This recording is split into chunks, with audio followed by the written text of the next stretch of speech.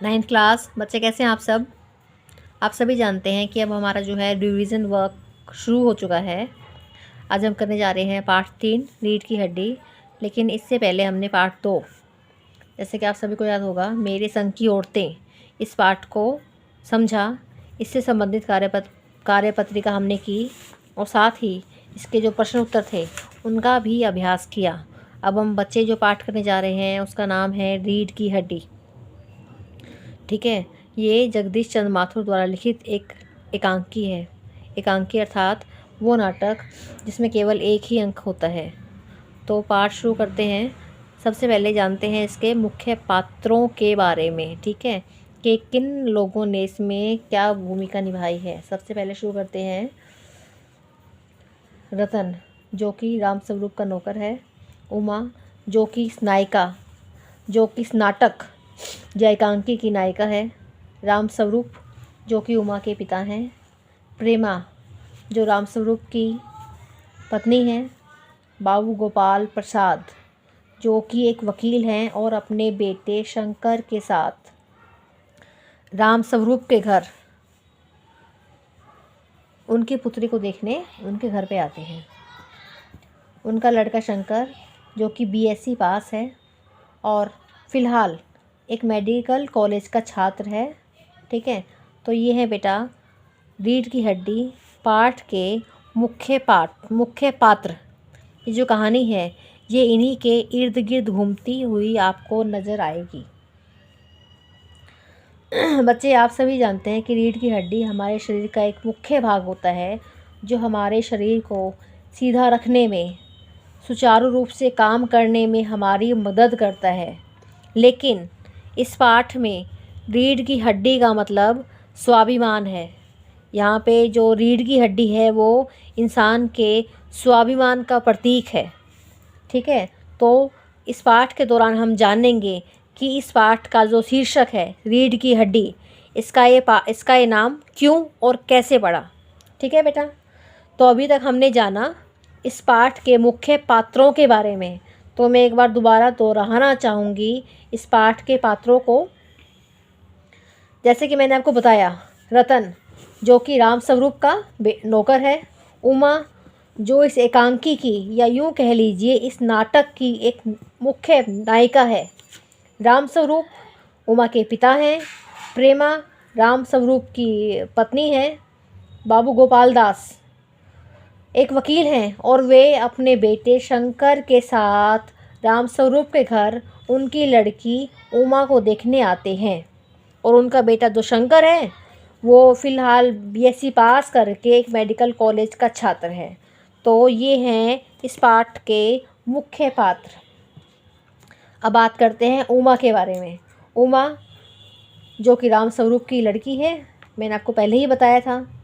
उमा एक पढ़ी लिखी लड़की है जिसने बीए पास की है, लेकिन फ़िलहाल उसके पिता को उसकी शादी की चिंता खाई जा रही है।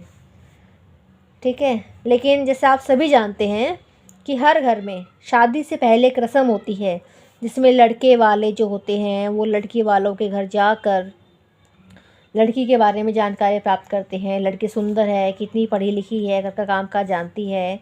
ये रस्म शुरू होती है। उमा के घर भी बेटा ये रस्म शुरू हुई।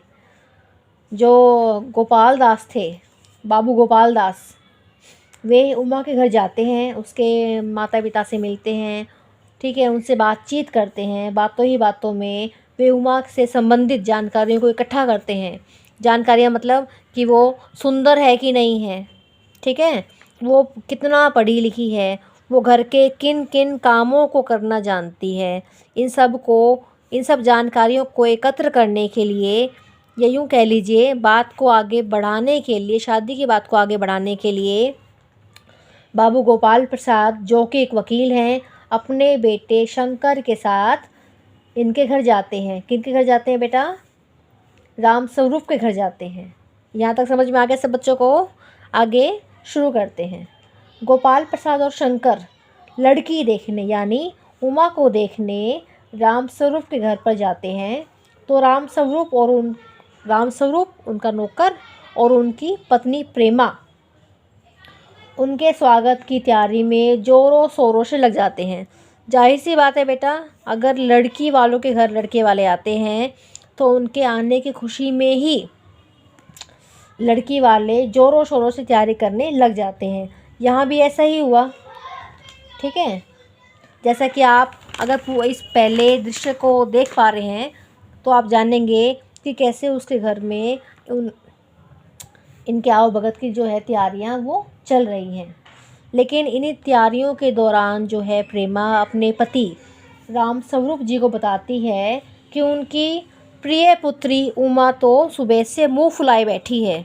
मतलब घर में तैयारियां चल रही हैं, सभी लोग काम कर रहे हैं, लेकिन इसी बीच प्रेमा अपने पति राम प्रसाद जी से कहती है कि उनकी बेटी तो सुबह से मुंह फुलाए बैठी है। लेकिन इस पर राम स्वरूप जो कि उमा के पिता हैं, वो अपनी पत्नी प्रेमा से कहते हैं कि आप उसे समझा दीजिए कि कुछ भी हो जाए, लेकिन ये जो रिश्ता है ये अब की बार हमारे हाथ से बिल्कुल भी नहीं जाना चाहिए। और साथ ही साथ राम स्वरूप प्रेमा को ये हिदायत भी देते हैं बेटा कि वो लड़के वालों के सामने उमा की पढ़ाई को लेकर किसी भी तरह की कोई जानकारी ना दे। ऐसा वो इसलिए कहते हैं क्योंकि उन्होंने लड़के वालों के सामने ये कह रखा है कि उनकी जो बेटी है वो ज़्यादा पढ़ी लिखी नहीं है। और वो ये बात इसलिए छुपाते हैं क्योंकि ये घटना उस समय की है जब लड़कियों को ज़्यादा पढ़ाना लिखाना अच्छा नहीं माना जाता था। लोगों की धारणा थी कि लड़कियों को तो बस चूल्हा चौका संभालना है, तो वो इतना पढ़ा लिखा के उनको क्या फ़ायदा। लेकिन उमा के पिता ने इन सब बातों को नज़रअंदाज करते हुए उमा को बीए करवाया। लेकिन वो नहीं चाहते थे कि वो लड़के वालों के सामने ये बात रखें कि उनकी लड़की जो है वो इतना पढ़ी लिखी है, ठीक है। तो आगे शुरू करते हैं बेटा। घर में तैयारियां चल रही हैं, इसी बीच प्रेमा ने राम स्वरूप को बताया कि उमा मुंह फुलाए बैठी है, यानी उमा का मूड जो है वो ठीक नहीं है। इसी बीच जो है गोपाल प्रसाद और उनका बेटा शंकर राम स्वरूप के घर पे आते हैं, जहाँ पे राम स्वरूप जो है उनका स्वागत करता है।